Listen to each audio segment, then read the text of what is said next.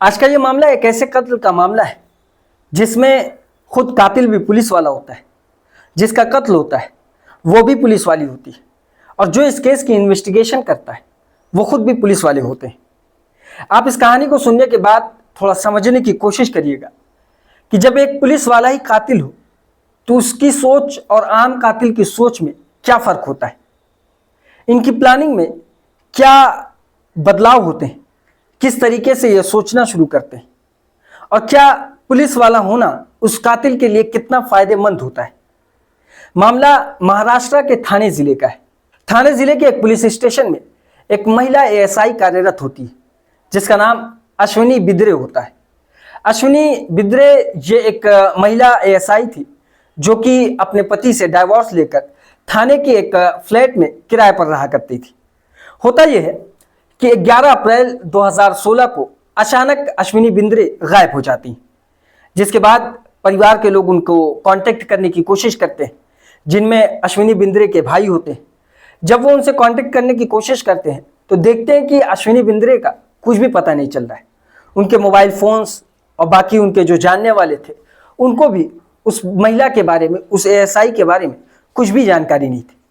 अब ये देखते हुए वो फौरन पुलिस स्टेशन जाता है। पुलिस स्टेशन जाकर वो अपनी बहन यानी एएसआई अश्विनी बिद्रे की गुमशुदगी की रिपोर्ट दर्ज कराता है।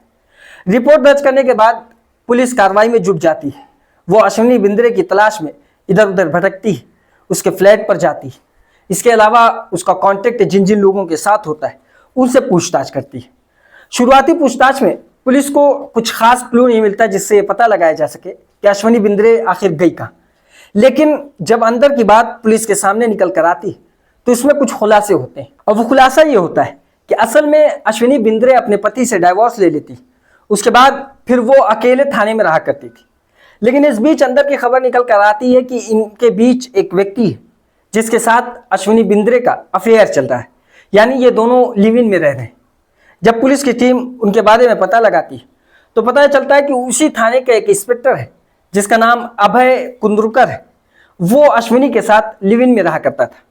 जब पुलिस को इसकी जानकारी होती है तो पुलिस अब इसके बारे में पता लगाती है कि ये उस वक्त कहाँ था या अश्विनी इसके साथ तो नहीं है। जब इससे पूछताछ की जाती है तो ये अश्विनी बिद्रे के बारे में कुछ भी नहीं बताता, यानी पुलिस के सामने जब वो बयान नोट कराता है तो उसका ये कहना था कि उसको नहीं पता कि वो गई कहाँ। जब पुलिस की टीम और जानकारी निकालती है तो पता ये चलता है कि आखिरी मर्तबा अश्विनी बिद्रे को इसी व्यक्ति के साथ देखा गया था, यानी अभय के साथ। पुलिस की टीम अब अभय के ऊपर नजर रखती है। उसकी एक एक एक्टिविटी के ऊपर पुलिस की बारीक सी नजर होती है। जब वो उसका पीछा करते हैं तो देखते हैं कि अभय कुछ लोगों से मुलाकात कर रहा है और उसके चेहरे पर बहुत ज़्यादा संजीदगी, जिसके चलते पुलिस अब ये फैसला करती है कि वो अश्विनी बिद्रे और अभय कुंद्रुकर के मोबाइल डेटा को निकालेगी, यानी सीडीआर निकालेगी और सीडीआर से उनके मोबाइल की जांच करेगी। जब पुलिस की टीम इस कार्रवाई में आगे बढ़ती तो उन्हें कुछ ऐसा नजर आता है जिससे पुलिस का जो शक होता है वो यकीन में बदलने लगता है। पुलिस अभय कुंद्रुकर को गिरफ्तार करती है और गिरफ्तार करने के बाद उसे जेल भेजती है। इस बीच पुलिस की टीम जब उससे पूछताछ करती है तो पूछताछ में जो उसके खिलाफ सबूत पुलिस ने इकट्ठा किए थे जब उसके सामने रखे जाते हैं तो वो टूट जाता है। वो इस बात को एक्सेप्ट करता है कि हाँ, उसी ने अश्विनी बिद्रे की हत्या की, यानी अब यह खुलासा होता है कि अश्विनी बिद्रे की गुमशुदगी का मामला अब मर्डर में तब्दील हो चुका है। और किस तरीके से यह मर्डर किया गया वो भी एक हैरत अंगेज और लोगों की आंखें फाड़ देने वाला मामला था। पुलिस की टीम यह खुलासा करती है कि आखिर अश्विनी बिद्रे की हत्या किस तरीके से हुई, किस तरीके से वो गायब हुई और फिर उसके साथ क्या क्या हुआ। पुलिस की टीम अपने बयान में सारी बातें बताती है। असल में इसका खुलासा ये था कि जो अश्विनी बिद्रे थी उसका अफेयर अभय कुंद्रुकर के साथ था।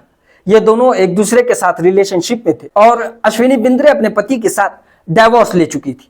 डाइवोर्स के बाद अब अश्विनी बिद्रे अभय कुंद्रुकर को शादी के लिए मनाने की कोशिश करती है, लेकिन इधर अभय शादी नहीं करना चाहता था। वो उसकी बातें नहीं मानता, जिस बात को लेकर अश्विनी बिद्रे और अभय के बीच काफी लड़ाइयां हुआ करती थी।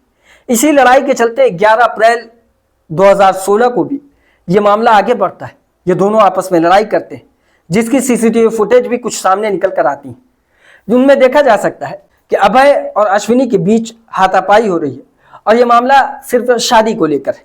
लेकिन इस बीच अभय ने यह फैसला किया कि वो अब अश्विनी को रास्ते से हटा देगा ताकि उसका मामला साफ हो सके और उसे उससे शादी ना करनी पड़े। इस प्लान के तहत वो सबसे पहले अश्विनी कुंद्रकर की हत्या करता है और हत्या करने के बाद उसकी लाश के टुकड़े करता है।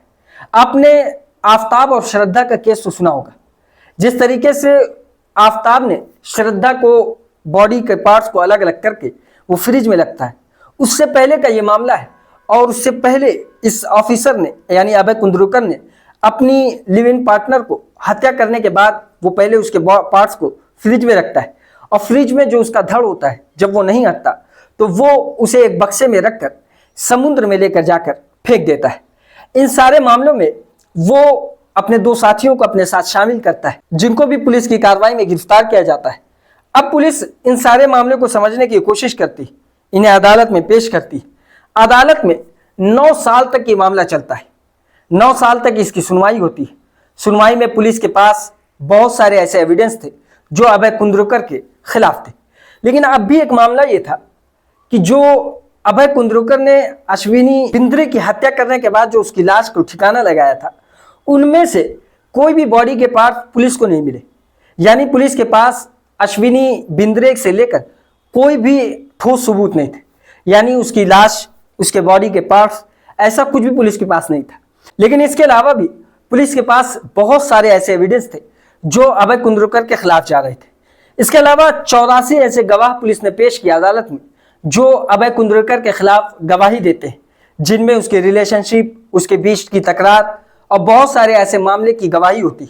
अदालत 9 अप्रैल 2025 को इस मामले को rare of the rare case की कैटेगरी में डालती है और ये कहती है कि इस केस का मामला 11 अप्रैल 2025 को सुनाया जाएगा। देखना यह है कि अभय कुंद्रकर को क्या सजा मिलती है, जबकि rare of the rare case में या तो फांसी या उम्र कैद की सजा। उम्र कैद की सजा rare of the rare case में कम देखी गई है, जबकि फांसी की सजा ज्यादा है। यानी rare of the rare case में यह देखा गया है कि जो रेशियो है वो फांसी की सजा का ज्यादा है। तो हो सकता है कि इस मामले में भी अभय कुंद्रे को फांसी की सजा दी जाए। ये थी आज की कहानी। इसी तरह की और कहानी सुनने के लिए हमारी इस वीडियो को लाइक करें, हमारे चैनल को सब्सक्राइब करें और बेल आइकन को जरूर दबाएं।